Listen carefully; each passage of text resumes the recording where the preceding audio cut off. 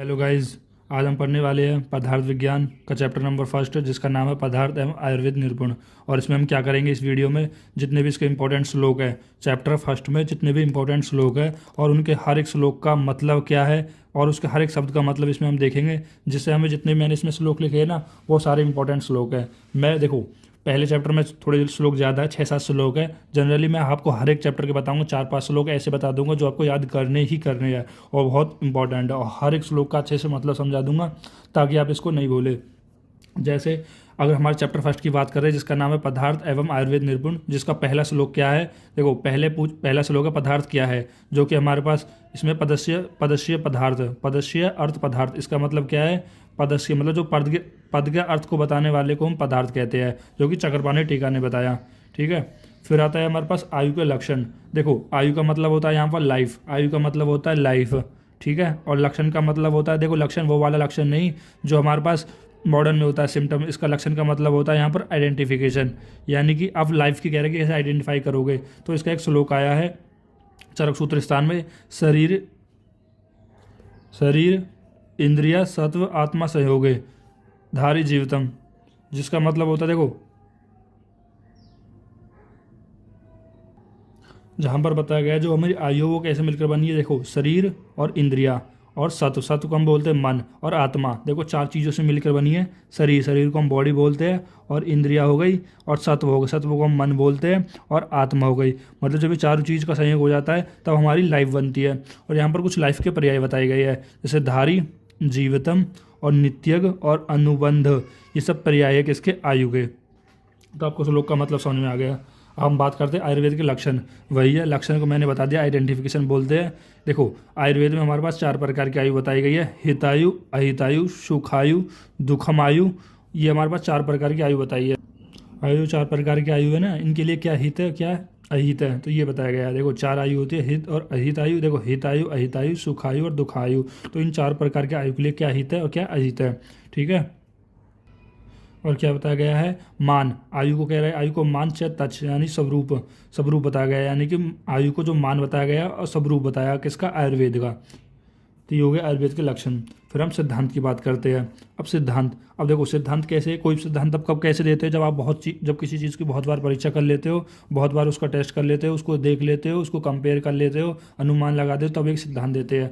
तो वही है कि सिद्धांत तो नाम से ही है। हम सिद्धांतों का नाम कब देते हैं, जब परीक्षा के मतलब जब परीक्षा करते हैं, बहुविर्दीय है। देखो, जो एग्जामिनर होता है वो बहुत बार परीक्षा ले माने बहुत बार टेस्ट कर ले। जैसे एक साइंटिस्ट है, जब कोई वो रिसर्च करता है, यानी उसको रिसर्च करने में बहुत बार टेस्ट करता है, तो उसी तरह से जो एग्जामिनर है वो बहुत बार परीक्षा लेता है। एंड हेतु विसर्च, हेतु का मतलब वो यहाँ पर है कारण। अब कारण कौन कौन से हो सकते हैं भाई, वो कैसे लेगा, उसको प्रत्यक्ष करके देख के लेगा, अनुमान करके लेगा, उपमान करके किसी से कंपेयर करेगा, तब जाके साध्यत्व, तब जाके वो स्थापित करेगा क्या, एक निर्णय, और उस निर्णय को हम क्या बोलेंगे, उसका सिद्धांत बोलेंगे।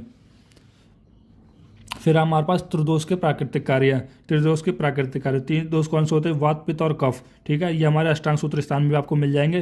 पहला हम इसमें देखेंगे प्राकृतिक वात के कार्य है। प्राकृतिक वात के कार्य है क्या है, उत्साह, मतलब जो उत्साह लाने का कार्य कौन करता है, यानी वात करता है। उच्छ्वास और निश्वास, यानी कि जो ऑक्सीजन को हम अंदर लेते हैं और CO2 को बाहर निकालते हैं, वो भी किसकी वजह से करते हैं, वात उसके लिए रिस्पॉन्सिबल होता है। चेष्टा, जैसे मैं आपको पढ़ा रहा हूँ तो इसके लिए कौन रिस्पॉन्सिबल है, वात। वेग परिवर्तन है, मतलब जो वेग को चेंज कर देता है। जैसे जैसे आप कमरे में से आप धूप में निकल के जाओगे तो आपको क्या आ जाती है, अचानक से छींक आ जाती है, तो वेग को कौन परिवर्तन करता है, तो वात ये होता है। या फिर जो आपको लूज मोशन लगते हैं, या फिर आपको जो मल निकलता है, वो भी किसकी वजह से निकलता है, वात की वजह से। सम्यगता च धातु नाम, साम्यगता का मतलब, साम्यगता च धातु नाम वचना, मतलब इसका कहने का मतलब ये है कि जो आपकी इंद्रियों है, इंद्रियों को बैलेंस कौन करता है, वात करता है। जैसे जैसे मॉडर्न में क्या होता है, जैसे न्यूरॉन्स आते हैं, स्टिमुलस लाता है, फिर जब आप रिएक्शन करते हो, उसी तरह वात रिस्पॉन्सिबल होता है इंद्रियों को बैलेंस करने के लिए। ये हो गए वात के कार्य। देन अब देखेंगे प्राकृतिक कफ के कार्य। कफ के कार्य क्या है, देखो कफ का दूसरा नाम श्लेष्मा भी बोलते हैं। और कफ स्थिर करने का यानी बैलेंस करने का कार्य कौन करता है, कफ करता है। एंड त्वब स्निग्ध, और स्निग्ध करने का कार्य कौन करता है, कफ करता है। एंड संधि बंध, अब संधि बंध का मतलब क्या होता है, जैसे कोई बोन्स ब्रेक हो जाते हैं तो उसको जोड़ने का कार्य भी कौन करता है, कफ करता है। एंड क्षमा आदि भी, देखो जिसके अंदर क्षमा का भाव होता है वो कौन से पर्सन के होगा, जो कफ प्रकृति वाले पर्सन के कह रहे हैं, क्षमा आदि का भाव होता है। फिर आता है प्राकृतिक पित्त के कार्य। अब पित्त के कार्य क्या बताएगा, पितृम पक्ति उष्म दर्शन है, मतलब उष्म होता है, मतलब उष्म दर्शन होता है उसका, मतलब उसको जब आप टच करोगे तो थोड़ा आपको वो गर्म फील होगा। पित्त प्रकृति का इंसान। और क्षुद्र तृढ़ मतलब भूख लगाने का काम और खाने में रुचि पैदा करने का काम भी पित्त करता है।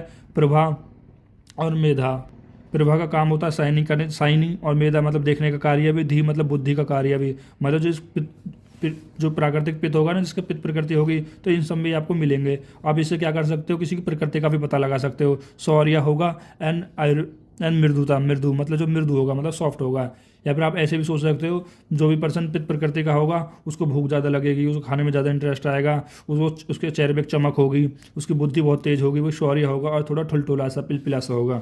इस तरह से समझ सकते हो। देखो ये आपको यहाँ पर ही कह रहा 5-6 श्लोक थे, ये इंपॉर्टेंट थे, ये तो मैंने एक्स्ट्रा बता दिया है। अगर आप इन्हें चाहो तो याद कर सकते हो। मैं जल्दी जल्दी इनको बता देता हूँ। आयुर्वेद के 13 सूत्र, आयुर्वेद के देखो ये बाद में आएंगे काम, क्योंकि मैंने अभी यहाँ पर लिख दिया, आप चाहो तो कर सकते हो। ये तो आपको याद करने के पहले, इनको भी आप कर सकते हो।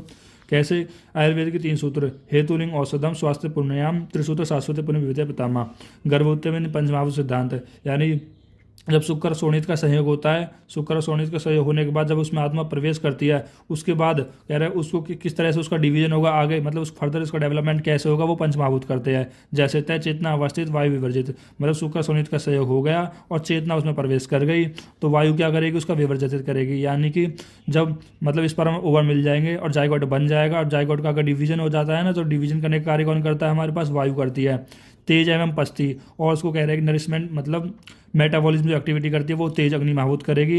एंड आप क्लियरिटी, यानी जो जल होगा वो क्लियरिटी का काम करेगा, यानी नरिशमेंट का काम करेगा। जैसे हमारे एम्ब्रो में फ्लूइड होता है ना, वो जल ही होता है। ठीक है। पृथ्वी संहिता, पृथ्वी इसको भारी बनने का मतलब इसको ठोस बनाने की, मतलब इसको डेवलपमेंट करेगी।